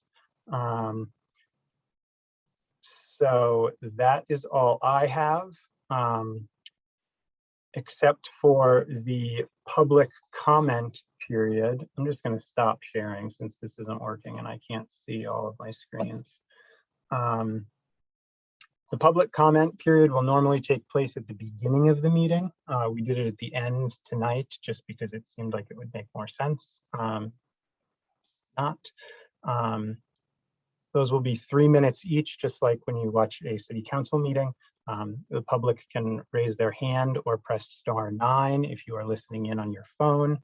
And then when called on, I will unmute them and they will have time for 3 minutes of comment. So I will open it up now to find out if anyone of the public that's joining us has any questions to address for public comment.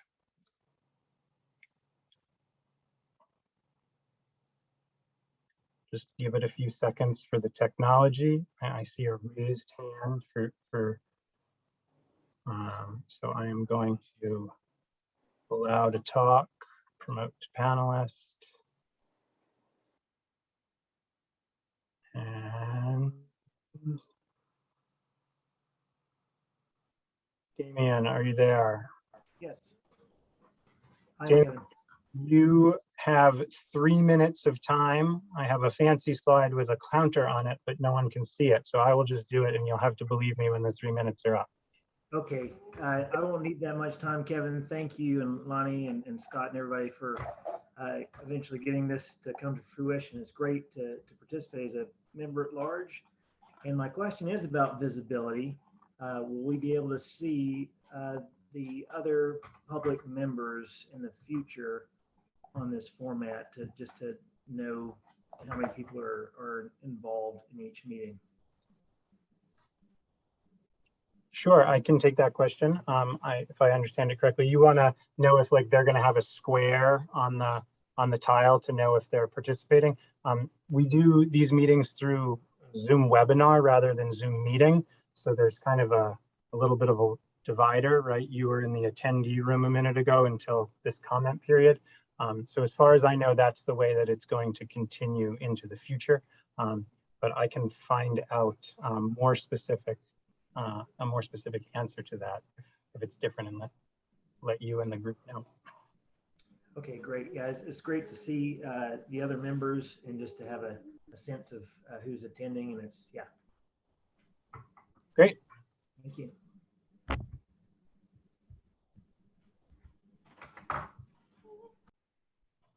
All right, everyone. Well, let me just go back to my notes real quick. And unless anyone has any questions, that's a wrap. My apologies about my slides. Had I known they wouldn't show, I wouldn't have made them. But this was a great meeting. Many thanks to all of our presenters, but mostly thanks to all of you for giving up 2 hours of your Monday evening and many more Monday evenings to come. I'm really excited that we've finally been able to get the group together. Next month, our meeting will be on September 20th. It will always be on the third Monday of the month, same time. We will be joined by facilitators from Oregon Consensus. They are part of the National Policy Consensus Center out of Portland State University. Like I said, they're going to be working with us for several meetings, acting as a facilitator to help us build trust and comfort and all of that, and to establish a solid foundation for working together as a group. So they're professionals at it, and that's what they do. So we're lucky to have them, and we're looking forward to it.